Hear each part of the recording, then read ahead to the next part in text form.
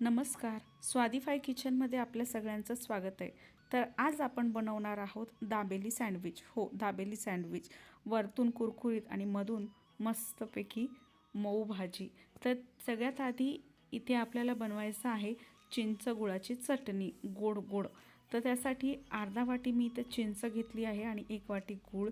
पाणी टाकून याला आपल्याला उकळून घ्यायचं आहे, म्हणजे चिंच गुळाची चटणी तयार करून घ्यायची आहे.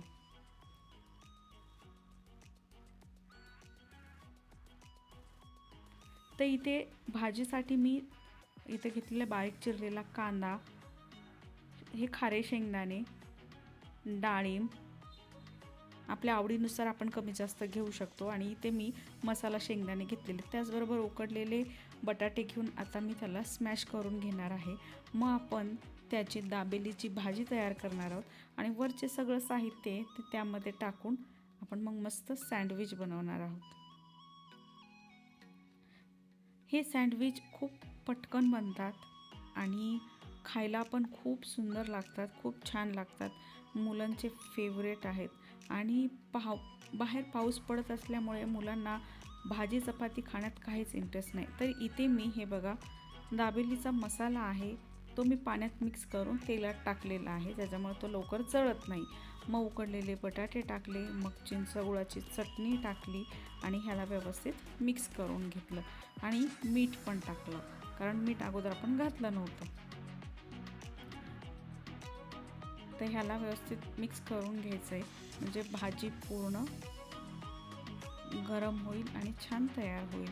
इतकी झटपट होणारी रेसिपी आहे आणि दाबेली मसाला सांगू का, आपल्याला बाहेर बाजारात भेटतो ना, तोच वापरते मी. कारण गृहिणी असले तरी सगळ्याच होममेड गोष्टी करण्यापेक्षा कधी कधी आपल्याला पण वेळ वाचवायचा असतो ना. मग अशा प्रकारे तयार झालेली भाजी मी एका ताटामध्ये काढून घेते, थंड करायची आहे. हे जर तुम्ही खाऊन बघितलं ना, बाहेरची दाबेली विसरून जाल. आणि हे माझ्या घरी झालं आहे म्हणून मी सांगते आहे. मी आता दाबेली बाहेरून आणतच नाही. तशा प्रकारे वरतून कांदा टाकून घ्यायचा आहे, डाळिंब टाकून घ्यायचं आहे.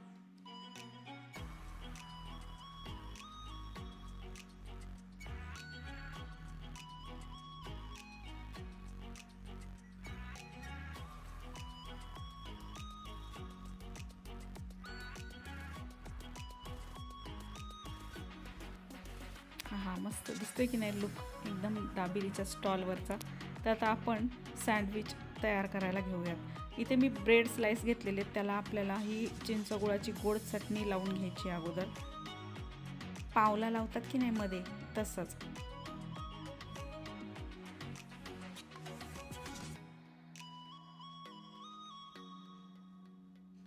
इथे माझी चटणी गरम असल्यामुळे थोडीशी पातळसर वाटते. थंड झाल्यानंतर एकदम घट्ट होते. मग ह्याच्यामध्ये आपल्याला भाजीचं स्टफिंग भरून घ्यायचं आहे आणि अशा प्रकारे सँडविच आपल्याला आता भाजून घ्यायचं आहे. मी इथे तवा गरम केलेला आहे आणि इथे घेतलेलं आहे घरचंच तूप आणि तूप लावून मस्तपैकी आपल्याला सँडविच भाजून घ्यायचं आहे. कमी गॅसवरती हळू भाजू द्यायचं, म्हणजे ते एकदम कडक कडक होतात ब्रेड आणि ते खायला खूप छान लागतात. तर हे सँडविच जे आहेत हे नक्की करून बघा, खूप झटपट होतात आणि पावसाळ्यात एरवी आता आपल्याला चपाती भाजी खाण्याचा आहे तो कंटाळा, म्हणून काहीतरी गरम गरम खावं वाटतं ना, त्यासाठी ही एकदम सुंदर रेसिपी आहे, एकदम मस्त रेसिपी आहे, सोपी रेसिपी आहे. हे सँडविच नक्की करून बघा, कसे झाले ते मला नक्की सांगा आणि तुम्ही हे कसे बनवतात ते पण मला सांगा, म्हणजे मी ती पण पद्धत ट्राय करून बघेल.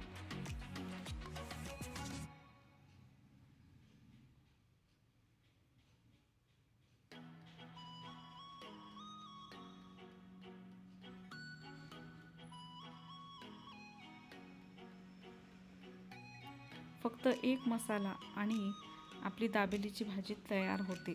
काहीही अवघड नाही आहे करायला, त्याच्यामुळे नक्की करून बघा.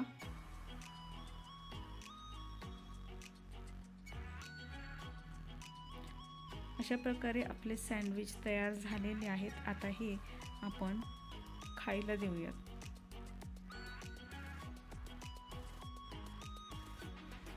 हे बघा मस्त भाजी डाळिंब किती छान दिसत आहेत ना. शेंगदाणे पण कुरुम कुरुम लागतात. आता ही दाबेलेली करतात ना त्याचप्रमाणे मी केले की प्लेटमध्ये चिंचगुळाची चटणी टाकली आहे, मस्तपैकी आपल्या सँडविचला लावली आणि शेव अशी लावून घेतली आहे. लुक एवढा छान येतो ना दाबेलीचा आणि ती शेव पण अशी छान छान लागते तोंडामध्ये. तर ही रेसिपी नक्की ट्राय करा. तुम्हाला कशी वाटली मला नक्की सांगा आणि अशाच टेस्टी अशा छान भन्नाट रेसिपी बघण्यासाठी चॅनलला सबस्क्राईब करा आणि साध्या सोप्या रेसिपी कोणाला हव्या असतील तर त्यांनाही आपल्या रेसिपीज शेअर करा. नवीन व्हिडिओ पाहण्यासाठी परत या. धन्यवाद.